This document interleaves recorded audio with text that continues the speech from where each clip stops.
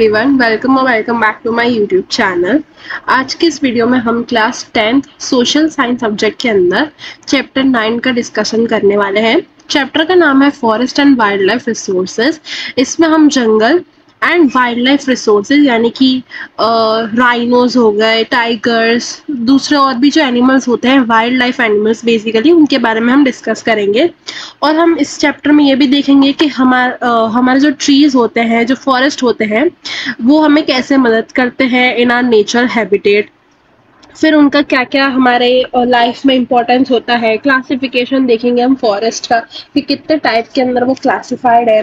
फिर उसके बाद हम देखेंगे डिफॉरेस्टेशन यानी कि पेड़ों को काटते क्यों है। वाइल्ड लाइफ का जो एक्सटिंक्शन होने लगा है यानी कि जो वाइल्ड लाइफ एनिमल्स हैं वो खत्म होने लगे हैं बाय टाइम, उनके बारे में हम डिस्कस करेंगे। Wild life diversity, bio reserve zone, उसके सब बारे में हम डिस्कस करने वाले हैं आज की इस वीडियो में। सो चलिए गाइस स्टार्ट करते हैं without any further. The existence, progress and development of man is dependent on resources. हम सब लोगों की जो लाइफ है, हम सब मैन की जो लाइफ है वो डिपेंडेंट होती है किन चीज़ों पे? रिसोर्सेज पे। रिसोर्सेज बहुत सारे हो सकते हैं, जैसे वेजिटेशन, फ्रूट्स, फिर ट्रीज, फिर उसमें से जो पेपर निकल के आता है वुड में से, वो सारी चीज़ें।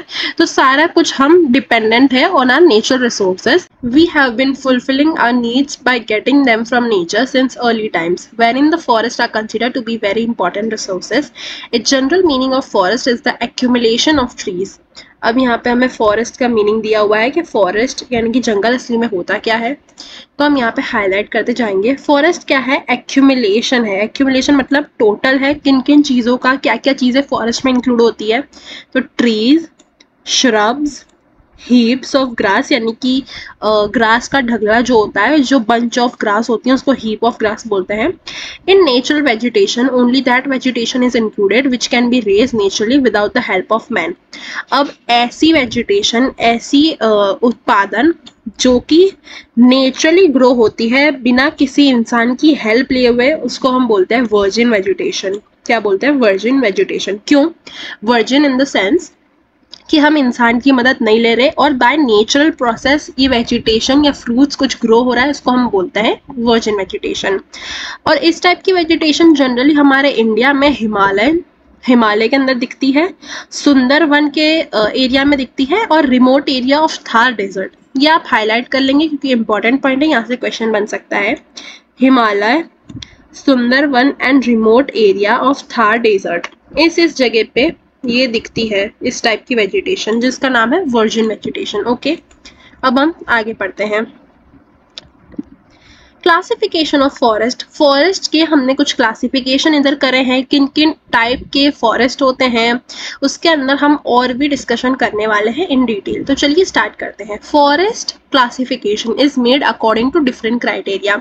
अलग अलग क्राइटेरिया को देख के यहाँ पे क्लासिफिकेशन किया गया है।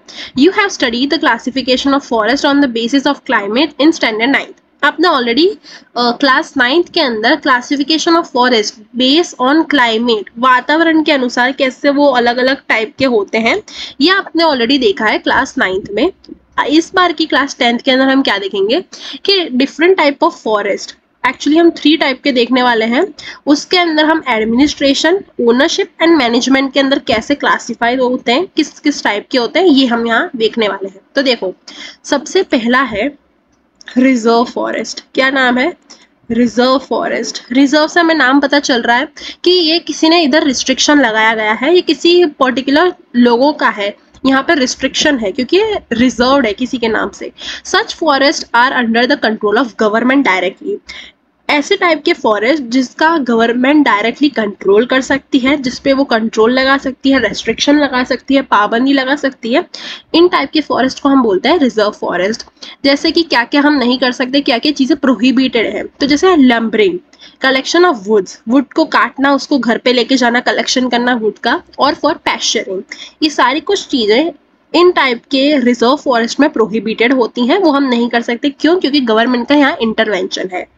सेकेंड टाइप के जो फॉरेस्ट है according to administration, that is protected forest.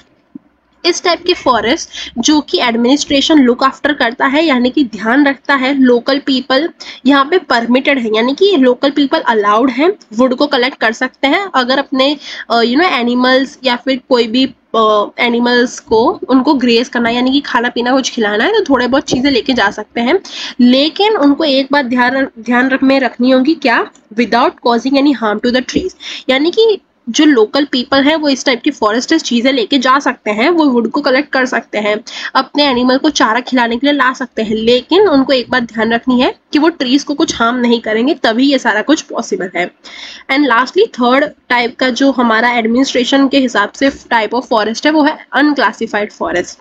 Unclassified forest मतलब क्या, जिसको क्लासिफाई नहीं किया गया है, जिसपे कोई भी रेस्ट्रिक्शन नहीं है, कोई भी आ सकता है, कुछ भी काट सकता है, कोई भी वुड को लेके जा सकता है, एनिमल्स को लेके आ सकता है फॉर ग्रेजिंग, चारा खिलाने के लिए या खाने पीने के लिए। तो इन टाइप के फॉरेस्ट पे कोई भी टाइप की रिस्ट्रिक्शन नहीं है थर्ड टाइप वाले पे, अनक्लासिफाइड फॉरेस्ट के अंदर। ठीक है, इतना समझ आ गया। अब हम देखते हैं classification of forest according to ownership, administration and management. देखो फर्स्ट वाला सिर्फ एडमिनिस्ट्रेशन के बेसिस पे था, यानी कि एडमिनिस्टर कौन किसको कर रहा है, गवर्नमेंट एडमिनिस्टर कर रही है, लोकल पीपल आ सकते नहीं आ सकते, अनक्लासिफाइड फॉरेस्ट ये देखा। अब इस वाले के अंदर हम देखेंगे on the basis of ownership, administration and management aspect, यानी तीन के हिसाब से हम देखने वाले हैं। सबसे पहला आता है स्टेट फॉरेस्ट। स्टेट से हम पहचान सकते हैं कि इनका जो कंट्रोल है वो सेंट्रल या स्टेट गवर्नमेंट करती है, and most of the forest जो होते हैं वो इस कैटेगरी के अंदर आते हैं, इस कैटेगरी के अंदर सारे मोस्टली शामिल हैं। सेकेंड वन इज कम्युनल या फिर कम्युनिटी फॉरेस्ट, जो कि लोकल सेल्फ गवर्नमेंट ध्यान रखती है इनका, जैसे gram panchayat, municipalities, corporation, district panchayat have control over such forest. ऐसे फॉरेस्ट जिसका कंट्रोल ग्राम पंचायत करते हैं, म्युनिसिपैलिटीज करती हैं, या फिर कॉर्पोरेशन, डिस्ट्रिक्ट पंचायत, ये सारे लोग जिन फॉरेस्ट का कंट्रोल करते हैं उनको हम बोलते हैं कम्युनल या फिर community forest. Third type is private forest. ये तो हम नाम से ही पहचान सकते हैं कि किस किस प्राइवेट ओन्ड करा हुआ है, यानी कि किसी एक पर्सन ने या एक से दो पर्सन ने मिलकर इस फॉरेस्ट को खरीदा हुआ है, पर्सनली किसी ने ओन करा है, एक इंडिविजुअल ने, इसको हम बोलते हैं प्राइवेट फॉरेस्ट। इन पे हम कुछ भी चीजें नहीं कर सकते हैं, क्यों, क्योंकि किसी पर्सन का है, किसी ने ऑलरेडी खरीदा हुआ है। Such forest is owned by an individual. यहाँ पे हम हाईलाइट कर देंगे, देखो ये किसी इंडिविजुअल ने ओन करा हुआ है already. Such forest are found more in Odisha. इस टाइप के फॉरेस्ट ज्यादातर ओडिशा, मेघालय, पंजाब, हिमाचल प्रदेश, ये जगह भी पाए जाते हैं। Some of these forest are in hazard condition और some of them are totally barren, यानी कि ये जो फॉरेस्ट है तो बहुत ज़्यादा हैजार्ड यानी कि बहुत ज़्यादा खराब कंडीशन में आ चुके हैं, एंड कुछ तो ऐसे हैं जो कि टोटली बैरन हो गए, यानी कि अगर वहाँ पे हम क्रॉप ग्रो करेंगे तो क्रॉप ग्रो ही नहीं हो पाएगा, बैरन लैंड हो गया है, यानी कि खेती वाला जो हमारा लैंड होता है उससे टोटली अपोजिट हो गया है, वहाँ पे हम खेती नहीं कर सकते, इस टाइप के हो गए हैं, तो उसको हम बोलते हैं बैरन। ठीक है, इतना हमने पढ़ा, आई होप आप सबको समझ आ गया होगा। अब हम देखते हैं डिफॉरेस्टेशन। देखो डिफॉरेस्टेशन मतलब क्या होता है कि हम पेड़ को काट देते हैं। क्यों करते हैं? क्योंकि हमारा उसमें हमें फायदा दिखता है, बिल्डिंग हम बना देते हैं या फिर कुछ और चीजें कर लेते हैं, पेड़ को ज्यादा दामों में बेच देते हैं बेसिकली। तो डिफॉरेस्टेशन मतलब क्या कि हम ट्रीज को डिस्ट्रॉय कर रहे हैं, उनको बर्बाद कर रहे हैं या फिर कटिंग कर रहे हैं हम ट्रीज की for a person benefit. Deforestation mean destruction of forest. Destruction मतलब destroy. This is not a problem of our country alone. ये सिर्फ हमारे कंट्री की प्रॉब्लम नहीं है, ये पूरे ग्लोबल की प्रॉब्लम है, यानी कि पूरी दुनिया में ये प्रॉब्लम है। It can be said that it is result of the progress of man. अब ये है क्यों? क्योंकि हम इंसान इन सारी चीजों को करते हैं। It is because of the result of progress of man. हम इंसानों के लिए बेनिफिशियल है, and that is why we cut those trees. Trees are destroyed naturally. However, it is negligible compared to loss inflicted by human interference. यानी कि trees जो है कभी कभी नेचुरली डिस्ट्रॉय हो सकते हैं। अब कैसे होंगे? जैसे बहुत ज़्यादा बाढ़ आ गई या कुछ हो गया तो ट्रीज गिर गए, तो ये हुआ नेचुरल में। लेकिन अगर हम उसको कंपेयर करें ह्यूमन कैसे डिस्ट्रॉय करते हैं, तो हम अपने फायदे के लिए, जैसे मैंने आपको पहले ही बताया, हम कट कर देते हैं। तो वो कौन सा हुआ? वो हमने ह्यूमन ने इंटरफियरेंस करा, उस टाइप से अगर ट्रीज डिस्ट्रॉय हुए तो हमारी वजह से कहलाएंगे। ठीक है, इम्पैक्ट ऑफ डिफॉरेस्टेशन। अब ये सब कुछ कटिंग करने के क्या क्या इम्पैक्ट होते हैं, वो हम देखते हैं। यानी कि डिफॉरेस्टेशन अगर हम करते हैं, ट्रीज को कट करते हैं, तो क्या क्या चीजें हमें भुगतनी पड़ सकती है। The impact of deforestation is wide spread, यानी कि बहुत ज्यादा बड़ी मात्रा में हमें दिख सकता है। The quantity of carbon dioxide increase in the atmosphere. अब ट्री जितने कम होंगे उतनी ज्यादा कार्बन डाइऑक्साइड होगी, क्योंकि पूरा जो प्रोसेस होता है ऑक्सीजन कार्बन डाइऑक्साइड का वो ट्रीज रेगुलेट करते हैं, तो वो पॉसिबल नहीं हो पाएगा। ग्रीन हाउस गैस जो होंगी वो बहुत ज्यादा मात्रा में बढ़ जाएंगी एंड वो बहुत ज्यादा हार्मफुल होती है हमारे लिए। With the removed forest cover, the soil is eroded and problem of farm fertility decreases. अब soil जो होगा वो erode होगा। erode मतलब कि soil जो होगा वो बिगड़ने लगेगा और हमारे जो farm की fertility है, यानी कि farm जिस land पे grow होते हैं उनकी भी मात्रा बहुत कम हो जाएगी। fertility मतलब फलद्रुपता जिसको बोलते हैं वो बहुत ज़्यादा decrease हो जाएगी। In the peninsular India, the forest area has decreased largely due to deforestation. अब हमारा जो इंडिया का peninsular area है वहाँ पे ज़्यादातर हमने ये देखा है कि जो deforestation की जो नंबर है वो बहुत ज़्यादा बढ़ चुके हैं। Many living organism have lost their bodies, यानी कि जो लिविंग ऑर्गेनिज्म होते हैं, जो पेड़ पौधे इन सब जगह पे रहते हैं, जो लैंड में रहने वाले जीव जंतु हैं, उनकी भी मात्रा बहुत ज़्यादा कम होने लगेगी। As a result wild animal approach urban settlement. अब देखो यहाँ पे मैं आपको एक एग्जाम्पल देती हूँ। सपोज ये हूँ मैं रहती हूँ अर्बन एरिया मतलब सिटीज में रहती हूँ। ये कोई बर्ड है या फिर कोई एनिमल है समझो, और ये रहता है फॉरेस्ट में। अब हम ट्रीज को यहाँ पे कट कर देंगे तो ये फॉरेस्ट में तो रहेंगे नहीं, इनको कोई जगह चाहिए होगी रहने के लिए, तो अब ये अपना डेरा जो है वो अर्बन एरिया की तरफ लेके आएंगे। अर्बन एरिया कौन सा था? सिटी वाला एरिया। यानी कि अब जो जीव जंतु है वो फॉरेस्ट में नहीं रहेंगे, क्योंकि फॉरेस्ट कट होने लगे हैं, फॉरेस्ट बर्बाद होने लगे हैं, तो अपना अर्बनाइजेशन करेंगे, यानी कि यहाँ से उड़ के यहाँ पे आ जाएंगे, जिसको हम बोलते हैं माइग्रेशन। ठीक है, आपके आगे स्टैंडर्ड में आप पढ़ोगे ये माइग्रेशन प्रोसेस, यानी कि बर्ड्स फॉरेस्ट से हटके अब अर्बन एरिया में आने लगेंगे, और अर्बन एरिया में हम लोग रहते हैं तो हम लोगों को भी बहुत ज़्यादा प्रॉब्लम हो सकती है। देखो, as a result wild animal approach urban settlement in research of food and water. उनको खाना पीना मिलेगा नहीं, इसकी वजह से वो ढूंढते ढूंढते हमारे अर्बन एरिया सिटीज में आने लगेंगे। More instance are recorded of carnivorous animal killing the domestic animal of the shepherds who live near the forest. और भी चीजें क्या देखने को मिल सकती है कि हमारी जो पूरी साइकिल होती है, लाइफ साइकिल, जिससे जैसे जो बटरफ्लाई होती है, जो फ्रॉग होता है वो बटरफ्लाई को खाता है, स्नेक्स फ्रॉग को खाता है, ये पूरी जो साइकिल होती है जो हमने पहले पढ़ी हुई है अर्लीस्ट स्टैंडर्ड में, वो भी डिस्ट्रॉय हो सकती है, क्योंकि कार्निवोरस एनिमल जो है हमारे डोमेस्टिक एनिमल्स को बहुत ज्यादा खाने लगेंगे, क्योंकि उनको खाना मिलेगा नहीं, और जो डोमेस्टिक एनिमल है उनको भी खाना नहीं मिलेगा तो वो भी हमारे एरिया में आने लगेंगे, तो बहुत ज्यादा प्रॉब्लम क्रिएट हो सकती है। अब ये सारा कुछ था कि क्या क्या इम्पैक्ट हो सकते हैं because of deforestation. Now we will see remedies of forest conservation, यानी कि कौन कौन से ऐसे स्टेप हम लेंगे जिससे हमारा जो फॉरेस्ट है वो डिस्ट्रॉय ना हो, वो कंजर्व रहे, वो सेव रहे। कौन कौन से ऐसे स्टेप्स है, कौन कौन सी ऐसी रेमेडीज हैं, तो चलिए हम वन बाय वन देख लेते हैं। सबसे पहला लिखा है research should be carried out to find the option of wood. Wood जो है, लकड़ियां जो है वो अलग अलग जगह पे यूज होती हैं, हमें उसका कुछ ऑल्टरनेटिव ढूंढना होगा, क्योंकि वुड जो है वो जितने फॉरेस्ट है उतनी वुड है, तो वो हमें कट डाउन करनी होगी। हमारा जो यूसेज है उसको हमें स्लो डाउन करना होगा, कट डाउन करना होगा, जिससे हम जो मोस्ट इंपॉर्टेंट चीज़ है उस पर हम वुड यूज़ करें, ना कि हम किसी और चीज़ पे ऐसा वेस्ट करें या बर्निंग के लिए यूज़ करें। तो ये हमें उसका ऑल्टरनेटिव देखना होगा, या फिर हमें उसको उसकी जो क्वांटिटी है उसको रिड्यूस करनी होगी। जितना हम पहले यूज़ करते थे उससे कम हमें वुड यूज़ करना होगा, जिससे हमारे ट्रीज जो है वो बचे रहें। Whenever the trees are to be cut inevitably for the development work of a necessity, new trees of the same species should be grown. अगर हम चलो एक बात के लिए सोच लेते हैं कि हमें वुड की ज़रूरत है, अगर हम उसको कट डाउन कर रहे हैं फॉर द डेवलपमेंट पर्पस या फिर बिल्डिंग बनाने के लिए या फिर किसी और यूज़ के लिए, तो हमें उसी टाइप के उसी स्पीशीज के ट्री किसी दूसरी जगह ग्रो करने चाहिए, जिससे क्या होगा, हम ट्रीज काट भी रहे हैं, हम यूज कर रहे हैं, लेकिन हम उसी टाइप के उसी स्पीशीज के ट्री दूसरी जगह ग्रो कर रहे हैं, तो ट्रीज क्या है, खत्म नहीं हो पाएंगे। That should be a total ban for cutting trees which are not grown fully. ऐसे ट्रीज पे, ऐसी चीज़ों पे बैन लगा देना चाहिए, रोक देना चाहिए। जो ऐसे लोग हैं जो कटिंग ट्रीज कर रहे हैं जो कि ट्रीज ग्रो नहीं हुए, यानी कि ऐसे ट्रीज हम कट कर रहे हैं जो कि अभी तक फुली ग्रोन भी नहीं हुए, तो इस टाइप पे बैन लगा देना चाहिए, इस टाइप पे कैंसिलेशन लगा देना चाहिए। Those industries which receive their raw material from the tree should be compelled for afforestation for the future need.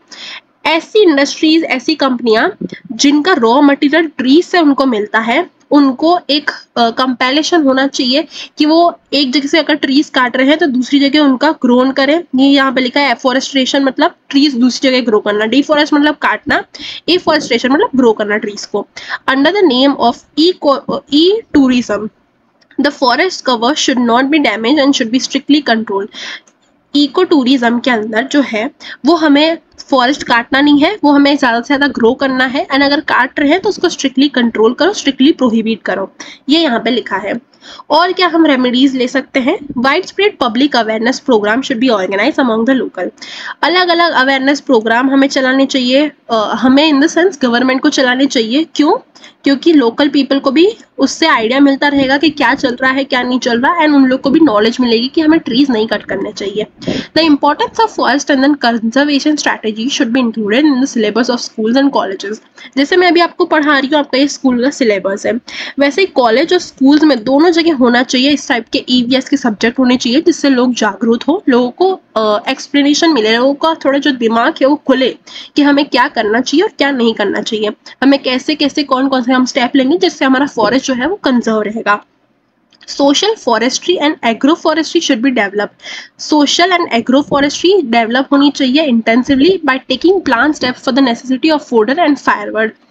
In place of firewood, alternative option like solar energy, natural gas, etc. should be implemented. Firewood का हमें कम से कम उपयोग करना चाहिए, उसकी जगह alternative हमें use करने चाहिए, क्या? जैसे solar energy और natural gas.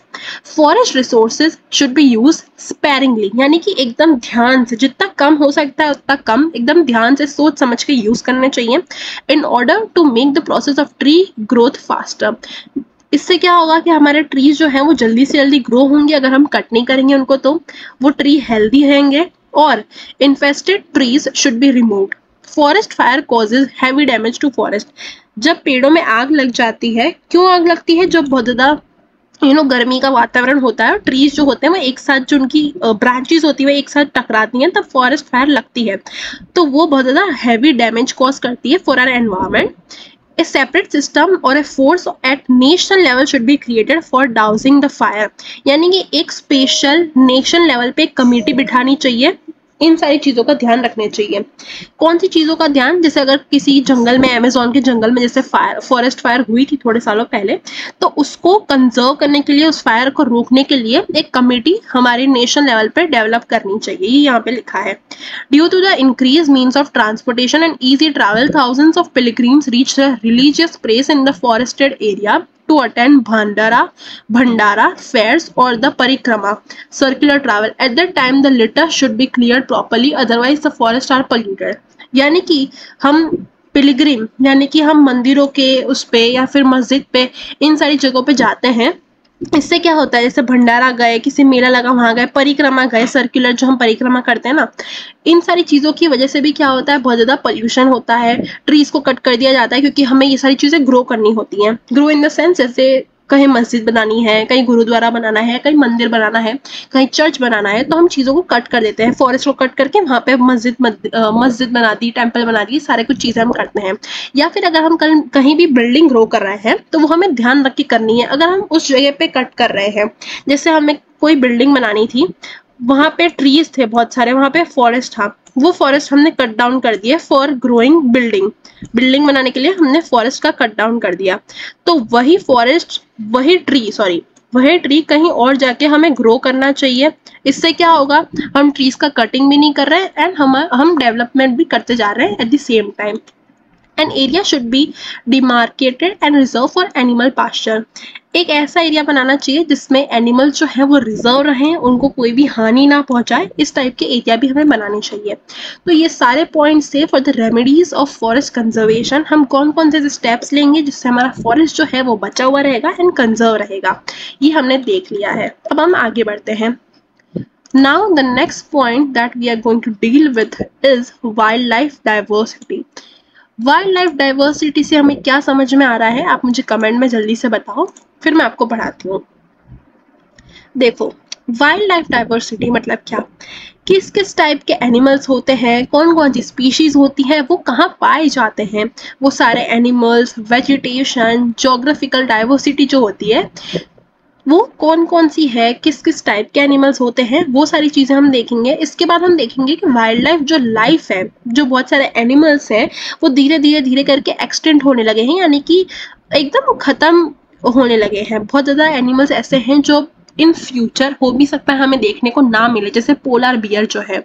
क्यों? क्योंकि ग्लेशियर्स धीरे धीरे मेल्ट होने लगे हैं। जो पहाड़ के ग्लेशियर्स होती थी, बर्फ होती है, वो धीरे धीरे मेल्ट होने लगी है। तो इसी के कारण हो सकता है इन फ्यूचर हमें वो सारे एनिमल्स ना भी दिखे। तो हमें कौन से ऐसे स्टेप्स लेने होंगे वो भी हम आगे देखते हैं। देखो, there is a large diverse physiography in India. Diversity मतलब बहुत अलग अलग, बहुत भिन्न भिन्न प्रकार के क्लाइमेट एंड फिजियोग्राफी होती है इंडिया में।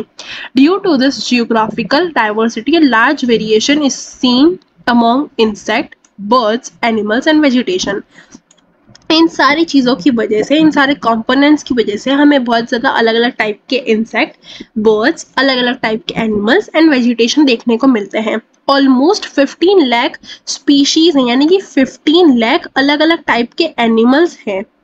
हमने आधे से आधा, मैं कहूँगी, देखे भी नहीं होंगे। बहुत ज़्यादा ऐसे होंगे जो एनिमल्स एंड बर्ड्स होंगे जो हमने कभी देखे भी नहीं।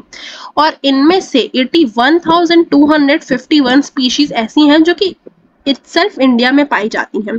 15 लाख में से 81 ऐसी स्पीशीज हैं जो कि इंडिया में पाई जाती हैं। इंडिया 12th रैंक में आता है इन टर्म्स ऑफ बायोडाइवर्सिटी। ये आपको नंबर ध्यान रखना होगा। ये देखो, ये वाला नंबर, इंडिया का जो रैंक है वो 12th आता है in terms of biodiversity. Biodiversity मतलब भिन्न भिन्न प्रकार की जातियां, प्रजातियों के एनिमल्स एंड बर्ड्स रहते हैं हमारे इंडिया में। Animals from Asia, Europe, Africa are seen in India. अलग अलग टाइप के जो एनिमल्स हैं वो एशिया, यूरोप एंड इंडिया में ज़्यादातर पाए जाते हैं, अफ्रीका में भी।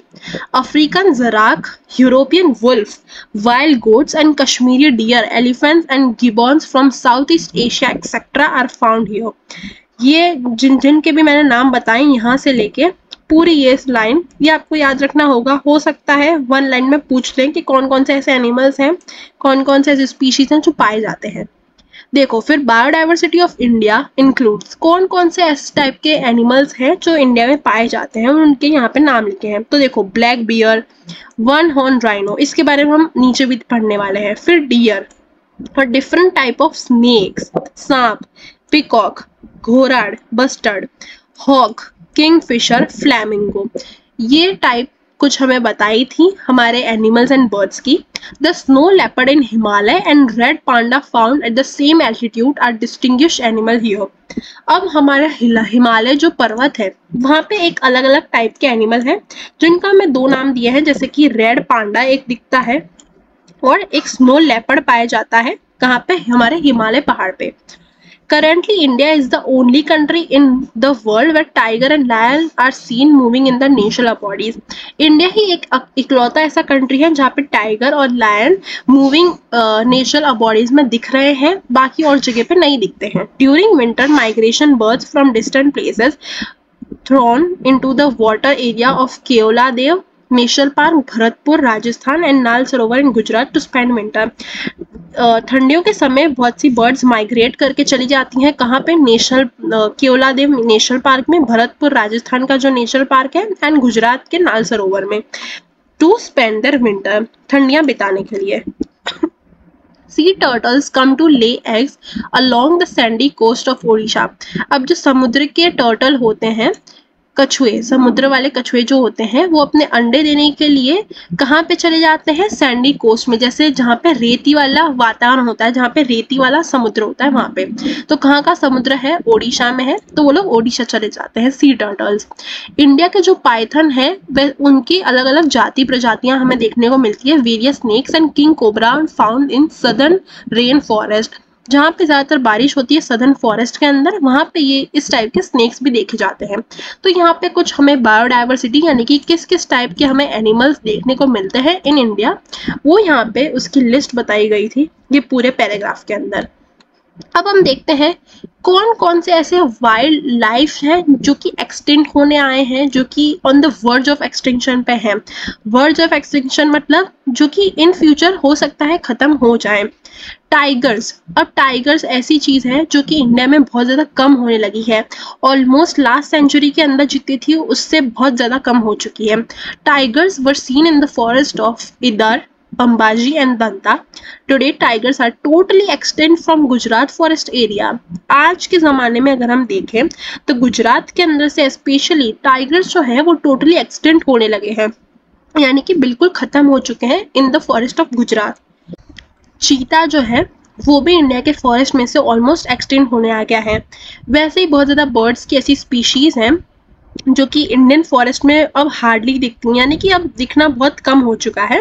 पहले बहुत ज़्यादा मात्रा में पाई जाती थी, जैसे वल्चर, डक, पिंक थ्रोट वाली हमारी जो बर्ड आती हैं, क्रेन्स जो होती हैं, उल्लू जो होते हैं, वो ऑलमोस्ट एक्सटिंक्ट होने ही लगे हैं।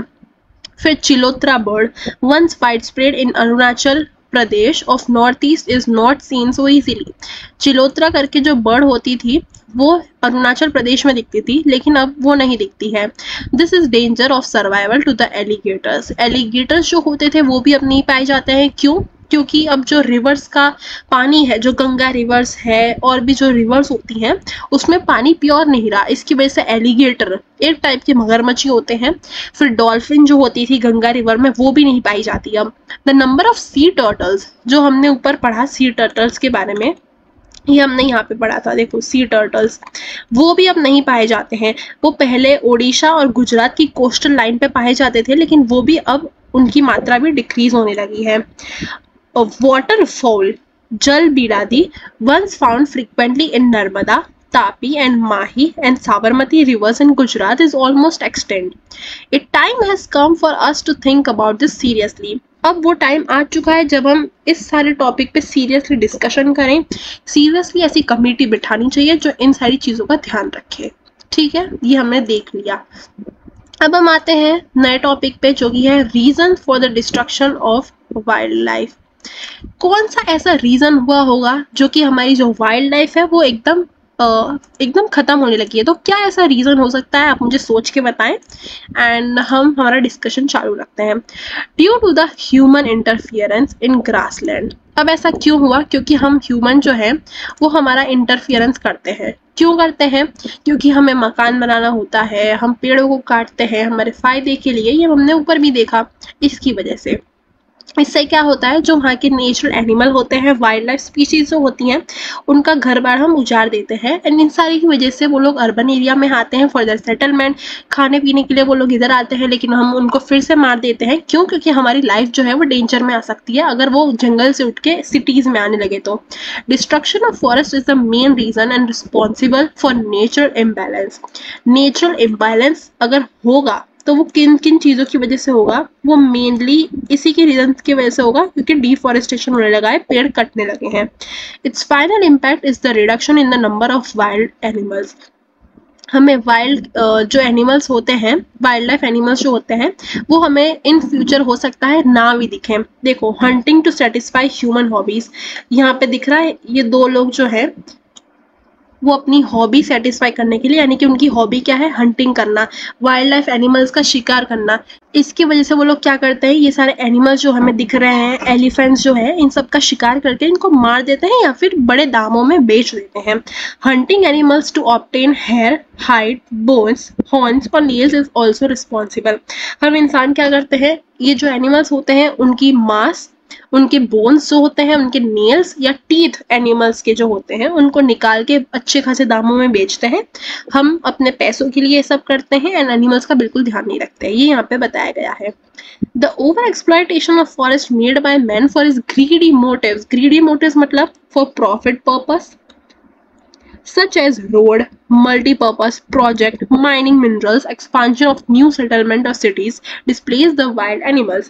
यही सारी यहाँ पे बातें बताई गई हैं कि हमें रोड बनानी है, ब्रिजेस बनाने हैं लंबे लंबे मल्टीपर्पज चीज़ों के लिए, कोई माइनिंग मिनरल्स यानी कि ज़मीन से खोद के कुछ निकालना है, हमें मिनरल्स निकालना है, फॉसिल फ्यूल्स निकालना है, या फिर एक्सपांशन करना है, बिल्डिंग्स बनानी है, मॉल्स बनाने हैं, ओवर ब्रिजेस बनाने हैं for the settlement of people in cities. इस सारी चीज़ों की वजह से हम ट्रीज को कट करते हैं एंड हमारी वाइल्ड लाइफ को हम हार्म करते हैं। Forest land are being encroach for grass, fuel और for grazing. The forest fire engulfs many species. When the forest fire occur at the time of rearing the young ones of the birds or hatching the eggs, it creates a negative impact on the number of wildlife. Okay, due to the loss of their natural habitat, many animals without any abort come into conflict with man and sometimes even lose their life. Hunting to procure biomedicine or things which make perfume also bring the species on the verge of extinction. अब ये point थोड़ा नया है। हम medicine जो बनाते हैं उसके अंदर भी हम कुछ कुछ चीज़ें ऐसी होती हैं जो इन लोगों की यूज़ करते हैं, जैसे किसी का कुछ दांत हो गया या फिर किसी के कुछ चीज़ें हो गई, वो हमें मालूम नहीं है, वो साइंस के लोगों को अच्छी तरह मालूम होती है।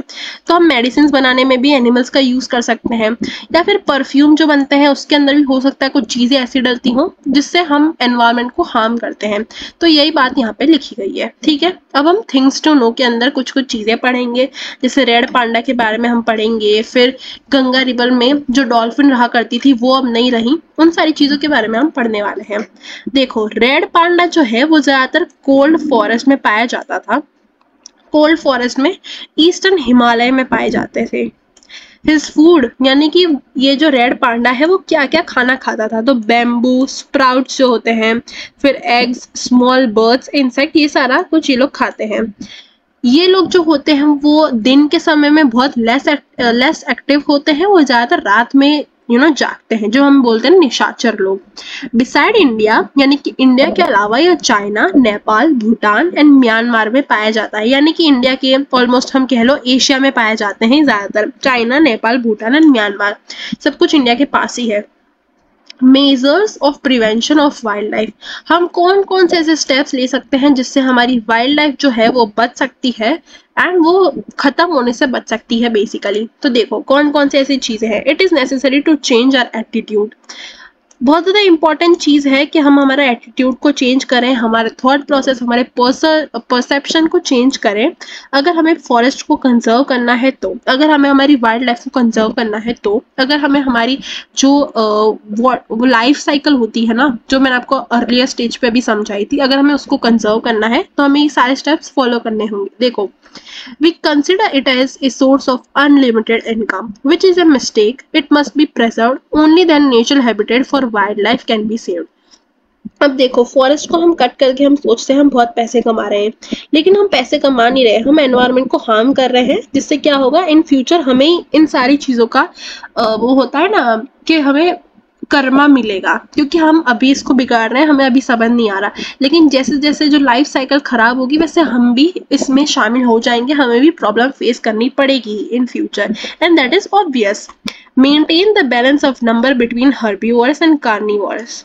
अब देखो, अगर हम जो लाइफ साइकिल है उसको डिस्ट्रॉय करेंगे तो हर्बीवोरस एंड कार्निवोरस का भी इम्बैलेंस हो सकता है। अगर ये हुआ तो बहुत ज़्यादा ये हार्मफुल होगा, क्योंकि कार्निवोरस जो एनिमल होते हैं वो हर्बीवोरस एनिमल को खाते हैं, हम मानते हैं, लेकिन अगर बिल्कुल ही खत्म हो गया तो हर्बीवोरस, जैसे ट्रीज अगर बिल्कुल ही खत्म हो गए तो हर्बीवोरस एनिमल्स जो होंगे वो भी खाने लगेंगे जानवरों को, जो कि अभी तक वो लोग पत्ते ये सारी कुछ चीजें खाते हैं, मेनली वेजिटेरियन होते हैं वो, लेकिन हो सकता है इन फ्यूचर वो भी ऐसी चीजें खाने लगे जो कि जैसे दूसरे एनिमल्स को खाने लगे, वो भी हो सकता है इन फ्यूचर। तो ये सारा कुछ हमें ध्यान रखना होगा एंड इन दोनों के बीच में बैलेंस बना के रखना होगा।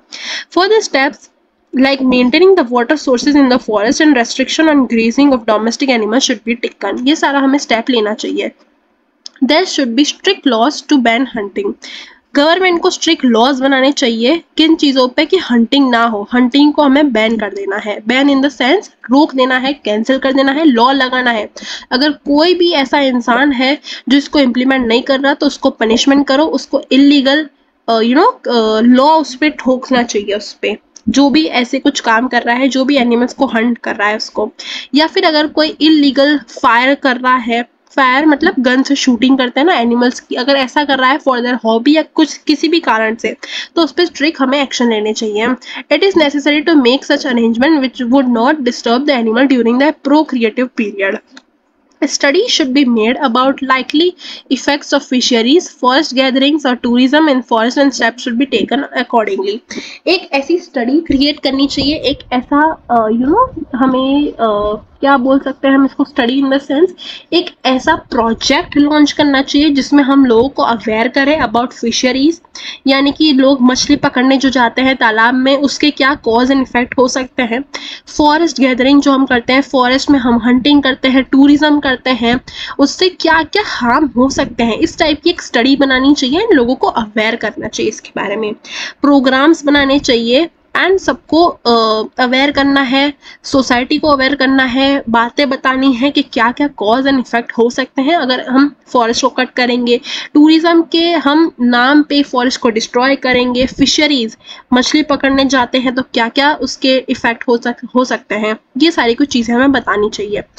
If the wildlife protective force is inactive, then pressure should be brought on them and this work should be given priority.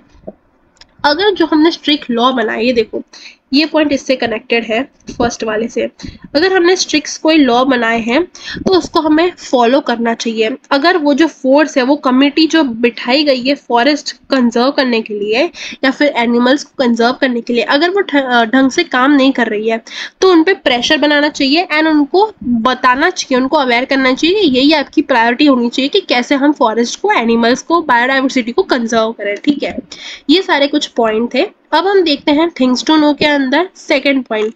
First point हमें रेड पांडा का देखा था, second point is of dolphin जो कि गंगा रिवर में पाई जाती थी पहले। This Ganga river dolphin found in river Brahmaputra and Ganga is a fresh water species. Generally it lives in the river having deep and calm water flow. It is found in the Ganga river which flow throughout one of the densely populated region of the world. आज की तारीख में तो मुझे नहीं लगता है कि ये सारी पाई जाती होंगी, लेकिन पहले हो सकता है पाई जाती थी dolphin in the river of Ganga and Brahmaputra. Due to the release of dirty water in the river, sedimentation due to the deforestation, fisheries, navigation in the river, industrial waste etc., danger has been created against its existence. इन सारे कारणों की वजह से देखो यहाँ से लेके यहाँ तक हमें ये बताया गया है कि हम जो पोल्यूशन करते हैं, इंडस्ट्रियल वेस्ट जो होता है वो हम कूड़ा कचरा जो है वो हम रिवर्स में डाल देते हैं, इंडस्ट्रियाँ यही करती हैं। तो क्या होता है, इन सारी चीज़ों की वजह से जो उनका एग्जिस्टेंस है, डॉल्फिन जो एग्जिस्ट करती थी पहले पानी में, हो सकता है वो बहुत कम मात्रा में हो गई हो या फिर ना भी हो। इस टाइप की जो डॉल्फिन है वो अब चंबल रिवर जो है हमारी वहाँ पे है अभी फिलहाल में, लेकिन बहुत ज़्यादा कम मात्रा में हो गई है। It comes to the surface very often to breathe making सुसु like sound, so it is also known by the other names like sounds, suis or susu. It also found in the rivers of our neighbors Nepal and Bangladesh. At present आज की तारीख में अगर हम बात करें तो ये सारी डॉल्फिन जो है गंगा रिवर में जो रहती हैं उनके पर बहुत ज़्यादा खतरा है, उनकी लाइफ जो है बहुत ज़्यादा डेंजर में है। वाइल्ड लाइफ प्रोटेक्शन स्कीम, अब हमारी गवर्नमेंट जो है, हमारी इंडिया की गवर्नमेंट, उन लोगों ने बहुत सारे ऐसे प्रोजेक्ट चालू करे थे in order to conserve, in order to save our animals from getting extinct. ठीक है, तो हम देखते हैं वन बाय वन। सबसे पहला है टाइगर प्रोजेक्ट। देखो टाइगर प्रोजेक्ट में क्या बोला है, as per one estimate there were more than 40,000 tigers in India in the beginning of 20th century. 20वीं सदी चालू होने से पहले हमारे इंडिया के अंदर 40,000 टाइगर हुआ करते थे। More than that, due to the unrestricted illegal hunting and deforestation there was a big danger for the existence of tiger। लेकिन हमारे रूल्स एंड रेगुलेशन अच्छे नहीं थे, हमारा कानून अच्छा नहीं था, इलीगल हंटिंग हुआ करती थी, डिफॉरेस्टेशन हुआ करता था। इन सारे कारणों की वजह से अब ये जो 40,000 टाइगर हैं उसका जो नंबर है वो बहुत ज़्यादा घट चुका है। इसी की वजह से हमने प्रोजेक्ट चालू करा था जिससे हमारे टाइगर जो है वो कंजर्व हो पाए। ये प्रोजेक्ट की स्टार्टिंग किस समय हुई थी तो वो यहाँ पे हम हाईलाइट कर देंगे।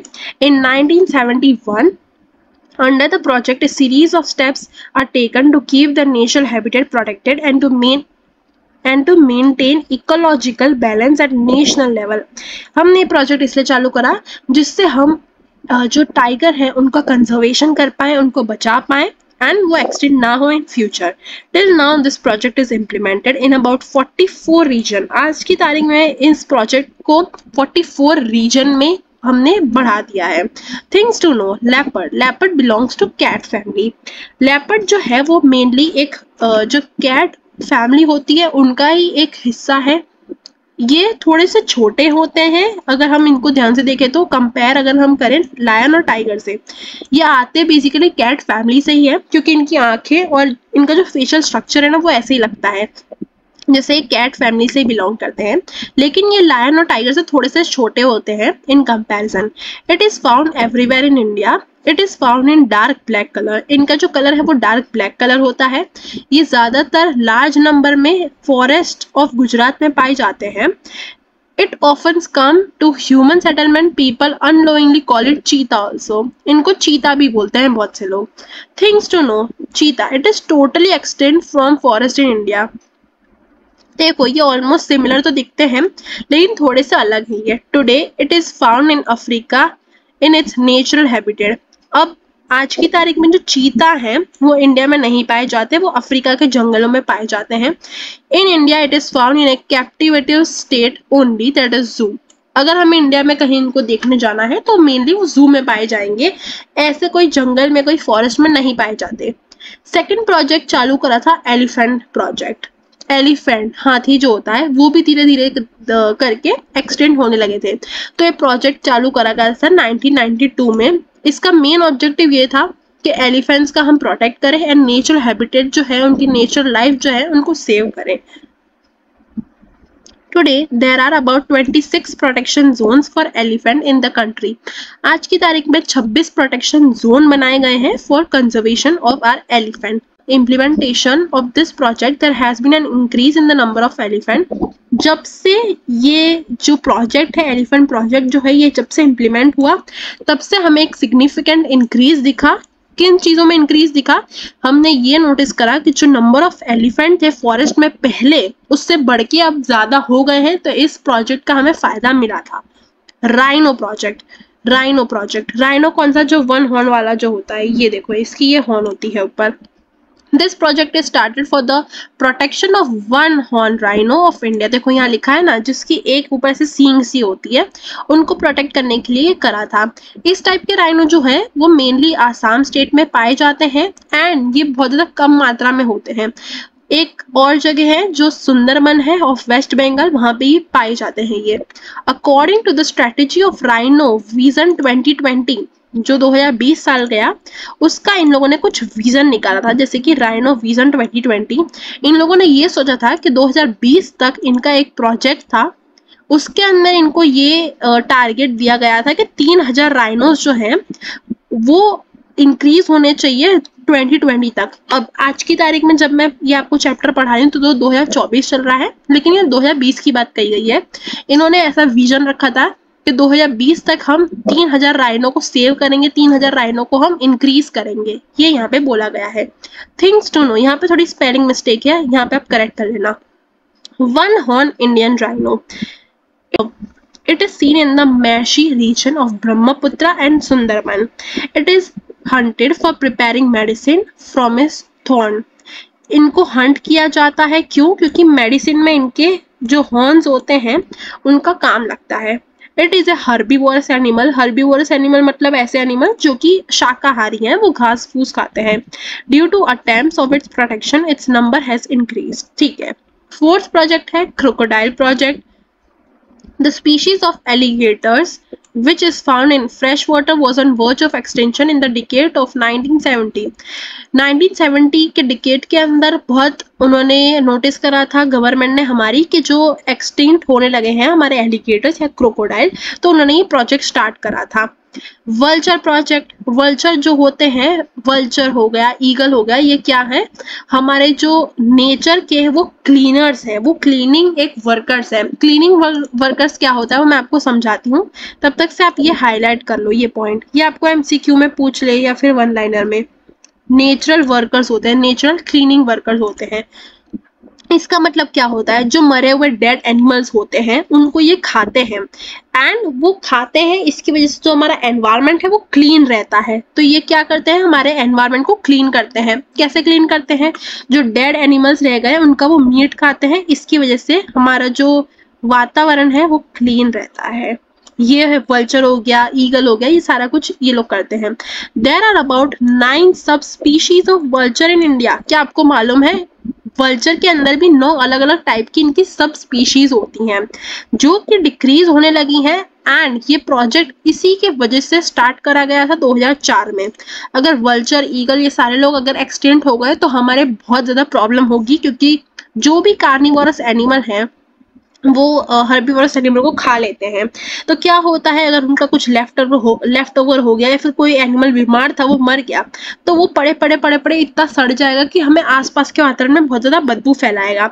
तो अगर वल्चर, ईगल ये नहीं होंगे तो हमें बहुत ज्यादा प्रॉब्लम हो सकती है। Snow leopard project, snow leopard जो पाए जाते थे ऑलमोस्ट 3000 एल्टीट्यूड की ऊंचाई पे वो लोग पाए जाते हैं, जो कि सिर्फ और सिर्फ हिमालय में पाए जाते हैं, स्नो वाले एरिया में। वो भी खत्म होने लगे थे। इसी की वजह से प्रोजेक्ट स्टार्ट करा गया था in the year 2000 with the purpose to increase the knowledge about snow leopard among the local people। वहाँ के जो लोकल पीपल हैं उनको अवेयर करने के लिए प्रोजेक्ट स्टार्ट करा गया था। Kashmiri hangul project, red panda project, Manipur Tamil project for the special species of dear found in Manipur.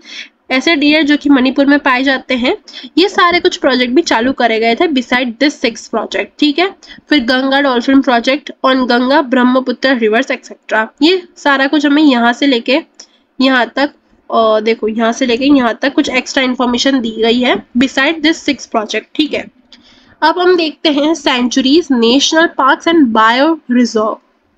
कौन कौन सी सेंचुरीज हैं, नेशनल पार्क्स हैं, बायो रिजर्व एस्टेब्लिश करे गए हैं for the protection of our wild life things. ठीक है, तो हम पढ़ते हैं sanctuary, human activities are permitted within certain limits. Sanctuaries कौन सी होती हैं वो हम देखते हैं। सेंचुरीज ऐसी होती हैं कि ह्यूमन एक्टिविटीज जो होती हैं वो सर्टेन लेवल पे परमिट होती हैं, यानी कि कुछ कुछ जगह हम अलाउड होते हैं, कुछ कुछ जगह ह्यूमन एक्टिविटीज अलाउड नहीं होती हैं। डोमेस्टिकेटेड एनिमल, डोमेस्टिकेटेड एनिमल मतलब कौन सा एनिमल, जो कि हम पालते हैं, हम हमारे घर में पाल सकते हैं, जैसे कुत्ता, बिल्ली, काऊ, बफेलो, ये सारी चीजें। ठीक है, ये सारी चीजें अलाउड होती है इस सेंचुरी में अगर हम परमिशन ले लेते हैं अथॉरिटीज की तो। ठीक है, वाइल्ड लाइफ सेंचुरीज जो होती हैं वो एस्टैब्लिश करी जाती हैं for the protection of some species. The sanctuary can be establish by the government after certain process. Periyar, Chandraprabha, Eturnagaram etcetera are famous sanctuary. ये 3 जो नाम हमें बताए हैं वो फेमस सेंचुरीज के नाम बताए हमें गए हैं। ठीक है, ये हमें मैप दिखाया गया है, मैप थोड़ा क्लियर नहीं है लेकिन यहाँ से आप देख सकते हो कि कौन कौन सी जगह हमारी सेंचुरीज लोकेटेड हैं। देखो, ये वाइल्ड लाइफ सेंचुरी है, ये कौन सी सेंचुरी यहाँ पे दिख नहीं रही है, और ये है नेचुरल पार्क। देखो, ये वाला नेचुरल पार्क है, इधर भी नेचुरल पार्क है, ये सारे कुछ यहाँ पे नेचुरल पार्क है। ये आप अपनी टेक्स्ट बुक में अच्छी तरह देख लेना। सेकेंड पॉइंट आता है नेचुरल पार्क का। नेचुरल पार्क जो है वो सेंचुरी की अगर हम कंपैरिजन करें सेंचुरी से, तो ये ज्यादातर मोर प्रोटेक्टेड जोन होता है। यहाँ पे ह्यूमन जो है उनका बहुत कम इंटरफियरेंस होता है। More than 1 ecosystem included here, there is complete ban on animal grazing. यहाँ पे एकदम कंप्लीट बैन होता है एनिमल गेजिंग पे। एनिमल गेजिंग मतलब हम हमारे जो पेट एनिमल्स हैं उनको ला नहीं सकते इधर चारा खिलाने के लिए, कुछ भी करने के लिए। It is not centred around 1 species as it is an in sanctuary, यानी कि सेंचुरी की तरह ये सिर्फ एक एनिमल की बात नहीं करता। सेंचुरी में ज्यादातर क्या होता है, किसी एक प्राणी के लिए होती है वो, लेकिन नेशनल पार्क ऐसा नहीं होता। यहाँ पे variety of animals and birds की स्पीशीज होती हैं। It is establish through the coordination of state and central government. ये सेंट्रल और स्टेट गवर्नमेंट की कोऑर्डिनेशन से बनती है। Kaziranga, Corbett national park, Velavadar national park, marine national park, Gir national park, Darjeeling national park are important natural park.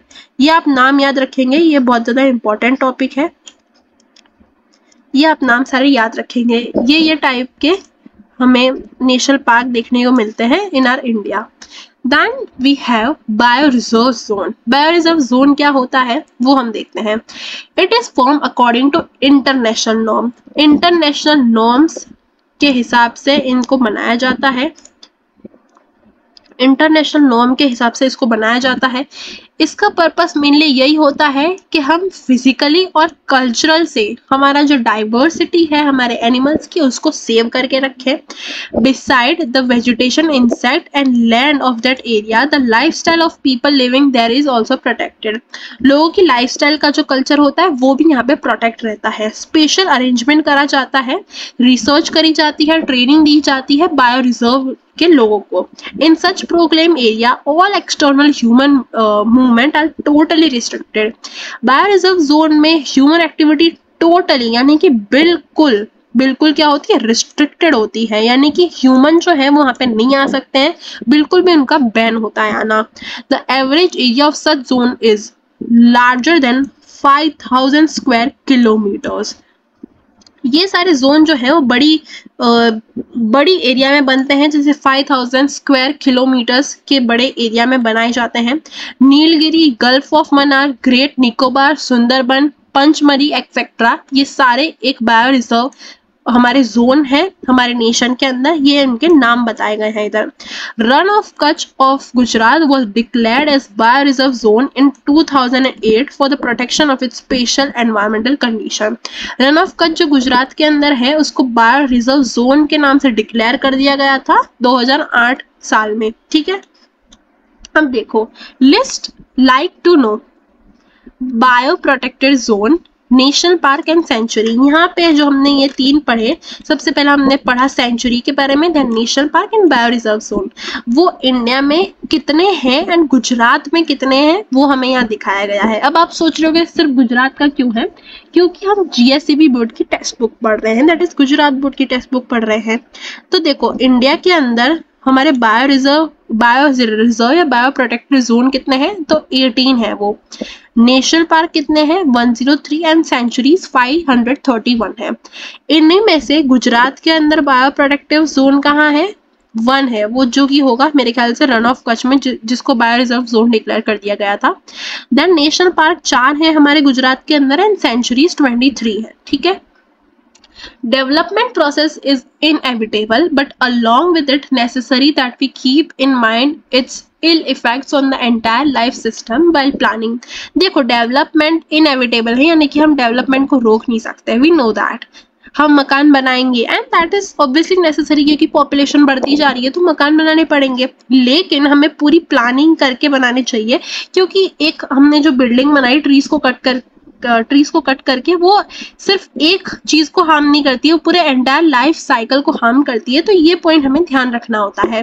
Whenever one species is completely destroyed और is in danger, तो पूरा food chain जो होता है, जो मैंने आपको आगे भी बताया, वो पूरा का पूरा बिगड़ सकता है अगर एक भी स्पीशीज जो है वो एक्सटेंट होती है। तो in food chain every insect has a specific role.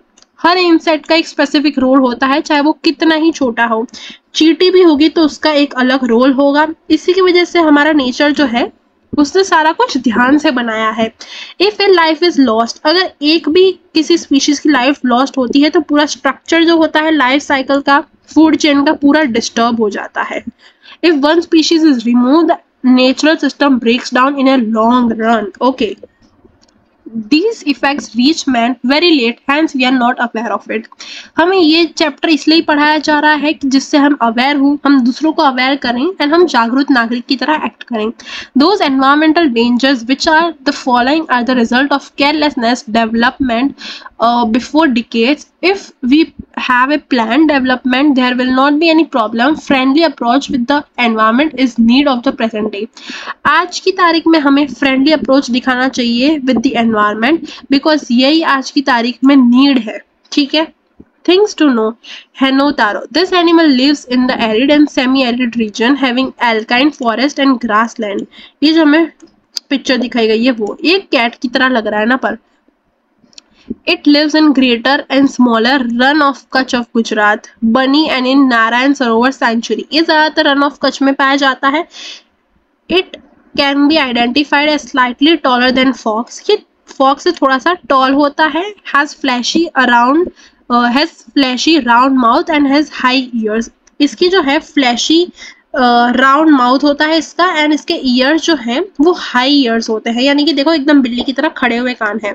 It Hunt smaller bird, ये स्मॉल बर्ड जो होती है उनका शिकार करता है, एंड एनिमल्स का शिकार करता है।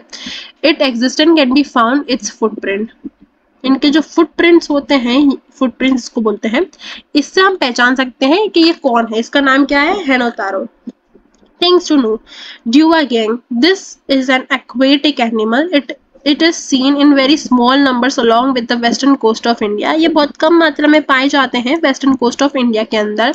ये एक एक्वेटिक एनिमल है, यानी कि पानी में रहने वाला एनिमल है। यहाँ पे हमें दिख रहा है ये पूरा पानी है, एंड ये रहा ये दुआगैंग। Beside, it is also found in the sea coast of East Africa, Southeast Asia, sea coast and northern coast of Australia. India के अलावा ये अफ्रीका में, South east Asia and northern coast of Australia में भी पाए जाते हैं। Sea grass and vegetation is its main food. ये ज़्यादातर जो समुद्र में घास उगती है ना नीचे की तरफ, वो खाते हैं या फिर वेजिटेशन खाते हैं। बट ओकेजनली या कभी कभी ये लोग एक्वेटिक एनिमल का भी हंटिंग कर लेते हैं। It is widely hunted for its meat and fat. इसका ज़्यादातर लोग शिकार, यानी कि हम इंसान इसका ज़्यादातर तब शिकार करते हैं ये इसके मीट और इसके फैट की वजह से। Earlier this dugong was found frequently along Gujarat coast, especially along Saurashtra coast, but today it is rarely seen along Gujarat coast. यानी पहले के ज़माने में ये गुजरात कोस्ट में स्पेशली सौराष्ट्र के साइड पाया जाता था, लेकिन आज की तारीख में बहुत ज़्यादा कम या फिर रेयरली कोई केस के अंदर दिखा होगा ये दुआगैंग, अब तो नहीं दिखते हैं, ये यहाँ पे बोला गया है। इसी के साथ हमारे पूरा का पूरा चैप्टर जो है वो ख़त्म होता है। आई होप आपको इस चैप्टर से बहुत सारी चीज़ें सीखने को मिली होंगी, फॉरेस्ट के बारे में, वाइल्ड लाइफ, हमारे सेंचुरीज के बारे में, फिर और भी चीज़ें जैसे फॉरेस्ट का डिफॉरेस्टेशन जो होता है, फॉरेस्ट हम काटते हैं वो क्यों ना काटे, उसके क्या क्या इम्पैक्ट हो सकते हैं वाइल्ड लाइफ सेंचुरीज पे, हमें क्या क्या कॉन्सिक्वेंसेस जो है वो फ्यूचर में भोगने पड़ सकते हैं। ये सारे कुछ चीज़ें हमने देखी, एंड पूरे चैप्टर को हमने इस वन शॉर्ट वीडियो में कवर कर लिया है। अगर आपको इस वीडियो से कुछ भी हेल्प मिली, so please like this video, subscribe to my channel given below, and I shall see you guys in my next video. Till then bye bye and keep learning.